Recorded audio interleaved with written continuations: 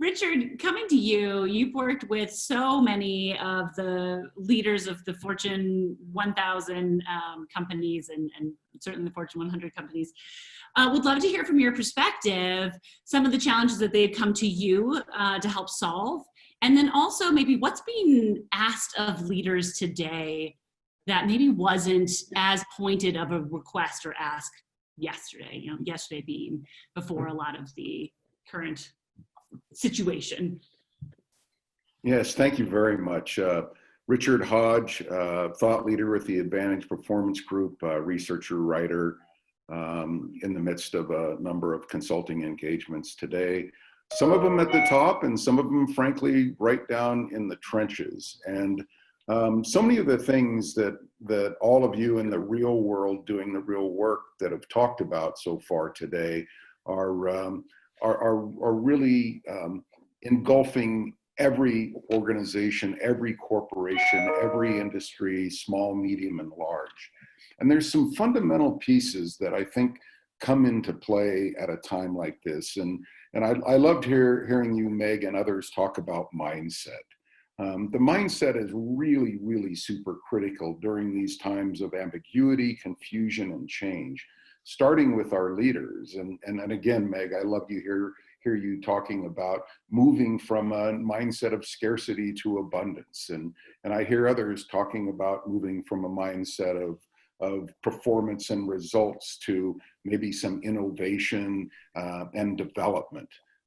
So we've been doing a lot of work with senior leaders around what messages are they sending, what kind of a story are they putting in place, because it's not very perfect, like you say, Adam, 3 phases, and who the heck knows what phase 3 is. I kind of feel like we're stuck in the middle right now in sort of a funny place, and helping the leaders tell their stories and be real and get their messages out.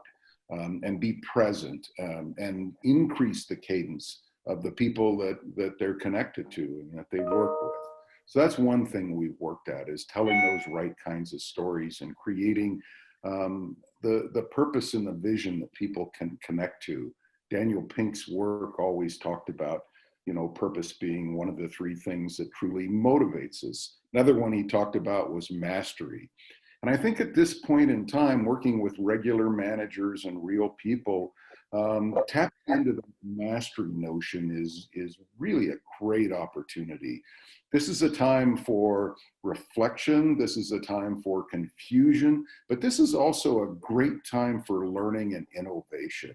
So what I've been trying to work with organizations on is, if they have extra bandwidth now, they're doing things differently, let's innovate. Let's innovate on how we work.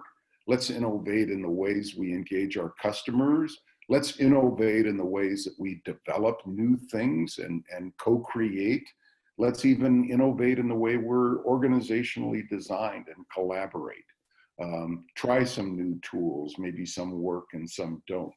So giving people the hope of connecting to not just their careers and their development, which is also so critical right now that we don't stop that. In fact, we double down on it, as you talk about, Bev, but we also give them things to focus on and recraft their jobs a little bit. If we need to reset the measures of success, particularly at the top, I've had a number of conversations about the importance now of realigning the goalposts. What's success going to look like next quarter and by the end of the year, and completely get away from everything that you put in at the start of the year. It's irrelevant. It doesn't matter. Help people see those targets and those goals and understand what success looks like. And it may look very differently in the next 6 months, or as you say, Adam, 24 months, than it really has ever looked in the past, or even looked at the beginning of the year. And people need those clear expectations and that role clarity to really soar and do that innovation and that learning. So I think that's a lot of the energy that I've collaborated on and seen. And maybe one last small point is we've spent a lot of time helping the sales organizations change their mindset, back to the mindset point of start with empathy. Start with questions, like you say, Bev. Start to understand. Don't jump into the business and try and move through objectives and needs and issues and problems and all of that stuff. Start with the person and take some time to really ask more and learn more about the whole person than you ever have that you're working with, and find ways to keep them connected. Not connected to you necessarily, but just connected, because we're all a little bit disconnected now, and we need to find ways to do that and help your customers. If all it is some great interactions, some good conversations, sending an article periodically and let them know you're thinking about them. In times like this, it actually really matters. So start with empathy and start with understanding and find ways to stay connected. And it doesn't have to be about the next sale or the next product or even the objectives that you're working on. That's all good and important, but think more about that person and where they find themselves at this point. So I'd say that's some of the highlights that I've bumped into as we've been working through this last 4 or 5 months. Really seeing the humanity in others.